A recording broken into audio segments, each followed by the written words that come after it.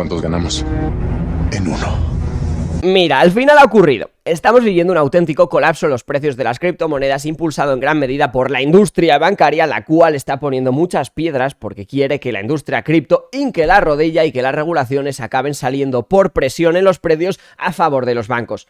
Pero ahora mismo tenemos dos escenarios clave frente a nosotros que a nivel on-chain se ven increíblemente bien, se ven muy llamativos, y por eso Vadim va a venir a continuación a enseñarnos su mejor análisis, esta vez increíblemente llamativo y esclarecedor. Vadim, todo tuyo. ¿Qué tal? ¿Cómo estáis? Vamos a hacer un análisis del mercado, vamos a enfocarnos sobre todo en Bitcoin. Ahora pues no tiene mucho sentido analizar otra cosa que no sea Bitcoin porque sigue dándole paso a todo el mercado y tenemos varias cosas importantes. La primera, esta la hablamos aún cuando estábamos en los 110, 115 mil dólares por BTC, de que el mercado bajista tendrá que rellenar obligatoriamente la zona de los 70.000 porque tenemos un vacío de liquidez enorme, el precio subió muy rápido y no se movió prácticamente nada en estas zonas. Pues fijaros cómo está actualmente esto. Recordad, las barras lo que significan es la cantidad de UTXO, la cantidad de movimiento que hemos visto en diferentes zonas. Si nos vamos en este punto, mirad cómo efectivamente se está rellenando muy bien esta zona, formando ya una zona sólida y dejándonos un soporte muy importante en todo este punto. La zona más importante se está rellenando ya, no es suficiente, aún tenemos poco movimiento para el que deberíamos de tener y decir que ya es un soporte sólido, y nosotros nos encontramos en un rango muy importante, 65, 68 mil aproximadamente, que es la zona donde tiene el primer soporte real on-chain, el primer soporte sólido. Ahora bien, ¿en qué momento nos encontramos? Tenemos que entender que son cosas que ya han pasado. Esto de nuevo confirma lo que habíamos hablado, que los ciclos de 4 años siguen allí, y a pesar de las instituciones y todo lo demás, seguimos estando en la misma dinámica. Y es que aquí nosotros históricamente hemos visto dos tipos de movimientos, y el que estamos viendo ya había ocurrido. Y es un movimiento de retroceso alrededor del 50%, y es un retroceso que ocurre después de un all-time high. Tenemos un retroceso alrededor del 50% y el precio sigue en cuestión de meses subiendo de nuevo. Si os fijáis ahora mismo, viendo este ratio de lo que son las pérdidas y beneficios realizados, vamos a encontrarnos de nuevo en un escenario similar de momento. ¿Y qué es lo que veíamos? Pues lo podemos ver aquí como ya había ocurrido, lo podemos ver por aquí como también había ocurrido, y que parece que puede hacer aquí lo mismo. El punto principal, ¿cuál es? Que solo hay dos escenarios, y el escenario es que nosotros encontremos en la zona que estamos un soporte, en la zona de eso, de 65, 68 mil, tenemos que visitarla, hacer un soporte sólido allí, que este dato se rellene lo máximo posible, y nos vamos a este escenario que ya lo hemos visto, no sería nada nuevo.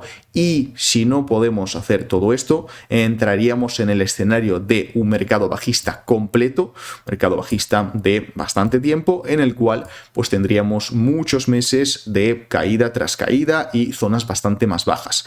Aunque tenemos un punto a favor de, o varios puntos a favor de este escenario, en el cual pues bueno, nosotros tenemos que rellenar esa zona. No es rápido, es importante que lo entendamos, pero al fin y al cabo no son precios mucho más bajos. Y es que si nos vamos, por ejemplo, a este dato que nos va indicando cómo se va comportando el precio, y bueno, esto es un Investor Tool que son varios datos los cuales se están calculando, pero básicamente ya hemos entrado en esa zona de un precio infravalorado.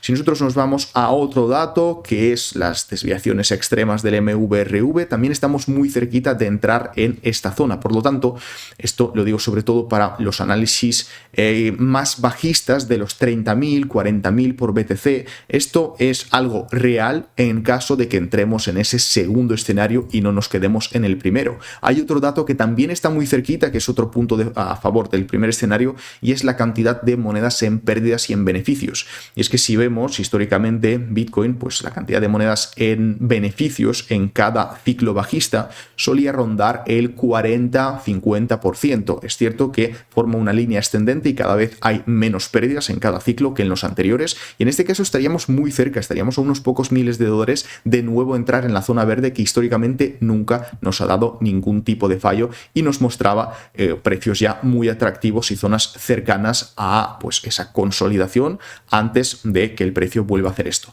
Es importante también tener en cuenta que al fin y al cabo no son movimientos rápidos, y aunque nosotros podamos ver una recuperación rápida porque tenemos una primera resistencia sobre los 82, 84.000, donde vemos aquí que hay una gran cantidad de monedas. Aunque nos lo podamos encontrar por allí, esto es algo que normalmente lleva tiempo. De todos modos, lo importante son las zonas, tenerlas en cuenta. En este tipo de movimientos nos solía dar un tiempo de reacción bastante bueno, pero ahora, tal como está la cosa, mirad aquí los balances en los intercambios, pues es la subida más agresiva que hemos visto desde el julio del año pasado y seguimos estando aún en esa dinámica. Por lo tanto, muy importante, 65-68.000, ir rellenando y vamos a ir viendo cómo se comporta lo demás y si tenemos esa suerte de poder estar en un momento similar al que ya hemos visto anteriormente y que poco a poco nos recuperemos, y después de esa recuperación que podamos volver a tener relativamente rápido una subida del mercado, o si estamos en ese segundo escenario y nos esperan muchos meses. Lo va a determinar cuestión de días. No habrá que esperar mucho más. En cuestión de días ya veremos si la cantidad de beneficios y pérdidas se va normalizando en esta zona, ya se convierte en una zona atractiva para unos que estén comprando y que se empiece a convertir ya en una zona de capitulación para los últimos que quedan que aún no han vendido. Vadim, muchísimas gracias, siempre es un placer tenerte aquí y que sepáis todos que tiene su canal de YouTube, que os dejo en la descripción del vídeo y os recomendaría ir y suscribiros, merece la pena. Ahora vamos a tomarnos con calma porque quiero daros yo mi propio análisis donde voy a juntar lo que está ocurriendo a nivel técnico de liquidez con los fundamentales. Vamos a ver lo que ha ocurrido en el pasado, lo que puede ocurrir en el futuro y cómo las cosas ahora mismo son muy diferentes y podríamos tener un resultado que ahora mismo nadie está esperando. Por lo tanto, te voy a pedir máxima paciencia a continuación y que hagas el esfuerzo, sabes que no lo suelo decir si ves mis vídeos, no lo digo nunca a no ser que sea necesario, pero que hagas el esfuerzo de ver este vídeo hasta el final porque vas a entender muchas cosas y creo que esta vez estamos dando en el clavo donde toca. Miremos el gráfico de Bitcoin, primero entendamos a nivel técnico lo que ocurre y lo que ha ocurrido en el pasado para luego ver las diferencias que hay ahora mismo, porque a veces no es todo blanco o negro, sino que hay amalgamas. Mirad, si miramos el gráfico de Bitcoin en vistazo de águila desde 2016-2015 hasta la actualidad, vemos algo claro, no para de subir, pero hay un jugador que influye mucho en cómo se comporta el precio de Bitcoin. De entre todos los jugadores, que son muchísimos que influyen en la economía, hay uno que es el principal, y es la Reserva Federal de Estados Unidos. Muchos diréis, China también afecta a la liquidez, sí, pero la liquidez que China crea afecta más a la economía real que a los mercados financieros. La liquidez que Estados Unidos crea afecta de lleno y de forma directa a los mercados financieros. Por lo tanto, lo que afecta aquí es la expansión del balance de la Reserva Federal que puedes ver aquí en pantalla. Podemos ver cómo, igual que en el gráfico, en 2017 el balance no se estaba expandiendo, luego tuvimos un QT que drenaron liquidez del sistema que duró hasta septiembre aproximadamente de 2019 y a partir de ahí, exactamente igual que está ocurriendo ahora, se empezó a expandir el balance de forma tímida, como está ocurriendo ahora, de la Reserva Federal. Luego ocurrió el COVID, eso forzó que ocurriera un QE y que se empezara a crear liquidez nueva y reservas bancarias nuevas como nunca había ocurrido antes. Y eso, obviamente, generó un aluvión de dinero que duró hasta 2022. Así que mirad, en el gráfico se va a ver muy claro. En 2017 empieza el QT. Como todavía había exceso de liquidez, queda tiempo para que tengamos esos mechazos para que Bitcoin haga su máximo histórico, los $19.000, y de ahí al pozo. Vale. Luego el QT se acaba y unos días más tarde, como has visto antes, empieza un QE moderado exactamente igual que tenemos ahora. En diciembre acabó el QT y unos 15 días más tarde empezó el QE moderado. Entonces el precio ya se empezó a mantener en determinados lugares. ¿Y qué ocurrió? Que es lo que creo que vamos ahora, impulsado en cierta parte por el sector bancario. ¿Qué ocurrió? Fijaros, el precio se estaba manteniendo y de repente ocurrió un crash. El COVID reventó las bolsas, no solo las criptomonedas, y eso obligó a la Reserva Federal a imprimir una cantidad de dinero increíblemente alta. Eso hizo que finalizara el QE moderado, la intervención técnica que estamos viviendo ahora, y que se empezara a crear una cantidad de dinero histórica. Eso lleva el precio de Bitcoin desde los $4.000 aproximadamente hasta la zona de los 70.000. Estamos hablando de una multiplicación muy grande. Pero luego, si os fijáis, en pleno mercado bajista anterior, se inicia un QT donde se está drenando liquidez del sistema. ¿Y qué ocurre aquí? Porque el precio de Bitcoin pasa de los $16.000 hasta los 120.000. ¿Cómo es eso posible? Por esto, por las repos inversas. Aquí estamos hablando de que este es el dinero que hay en el sistema que está ocioso, que aún no ha encontrado un lugar donde ser invertido o donde estar. Bien, los bancos o las instituciones tienen dinero y cuando no lo han puesto en algún producto o en algún activo, pues se lo dan a la Reserva Federal durante una noche a cambio de un rendimiento para por lo menos sacar un pequeño porcentaje y no depreciarse tanto con el tema de la inflación. Bien, en 2022 era enorme este colchón que estaba esperando a ser asignado a algún lado, que de hecho una parte de este colchón es la que ha acabado llevando a Bitcoin de los $16.000 hasta los 120.000, pero luego, si os fijáis, en 2025 el colchón se reduce, sigue existiendo ese colchón y se acaba exactamente, fijaros en la fecha, viene en la pantalla, porque se acaba el 10 de octubre.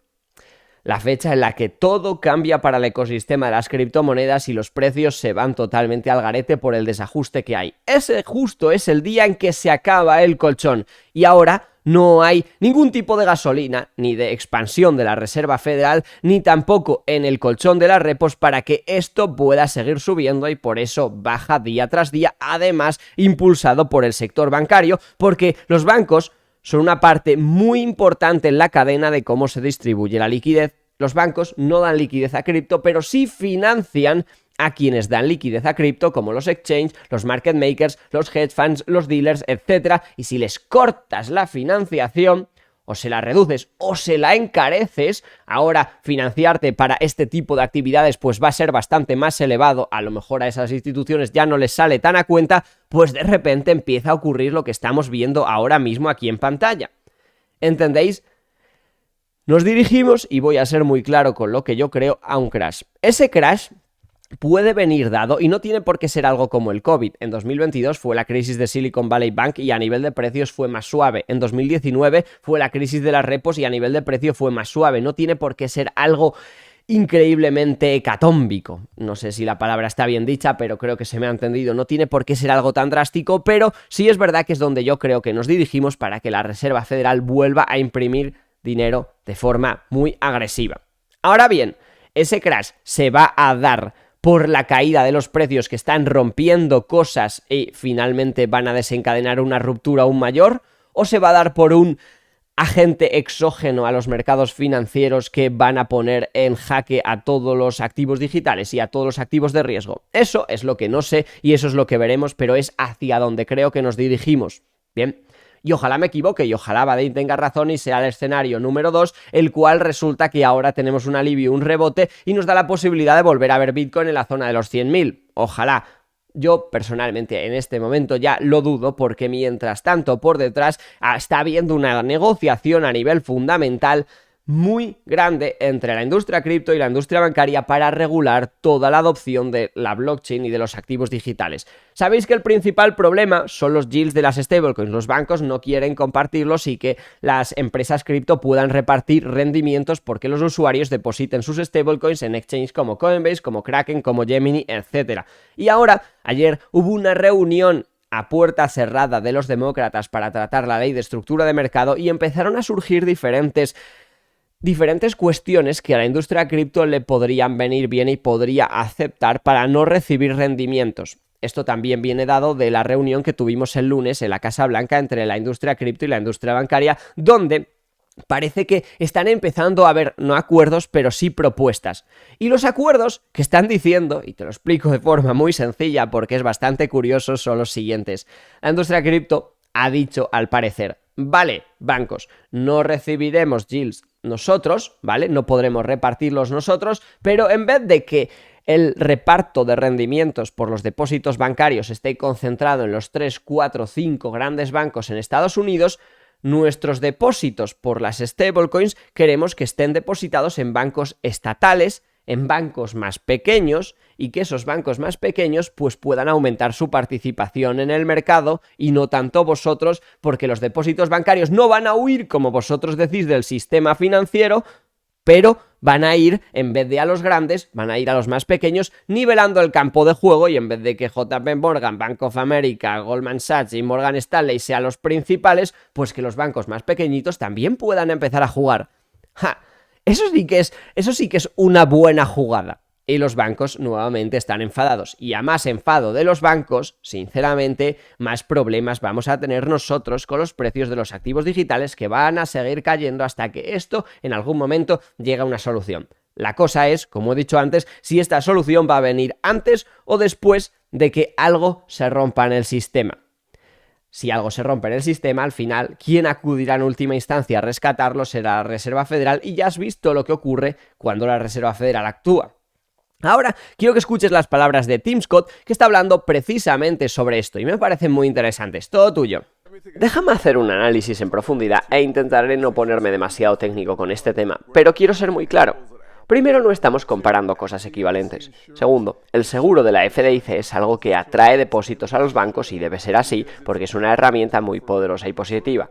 Tercero, las stablecoins están respaldadas uno a uno. Por cada dólar en stablecoin hay un dólar en reservas. En el sistema bancario, en cambio, se trata de un sistema de reserva fraccionado. Cuando tienes un dólar en tu cuenta de ahorro, no hay un dólar completo en reservas.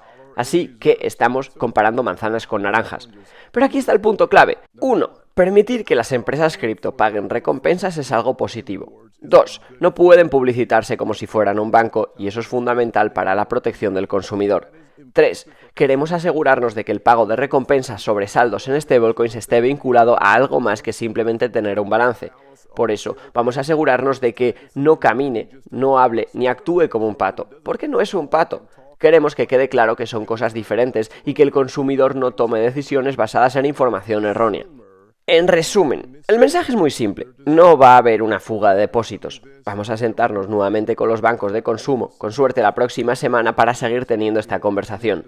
La buena noticia es que ambas partes siguen en la mesa de negociación. Ayer me reuní con 2 demócratas que quieren que esto salga adelante. Vamos a superar estos obstáculos y asegurarnos de que Estados Unidos siga siendo la capital de las criptomonedas del mundo. Y respecto a esa reunión que tuvieron los demócratas ayer, Eleanor Terrell dice: una fuente del personal demócrata dijo que las discusiones fueron positivas y que la reunión fue posiblemente la reunión demócrata más productiva de la fecha.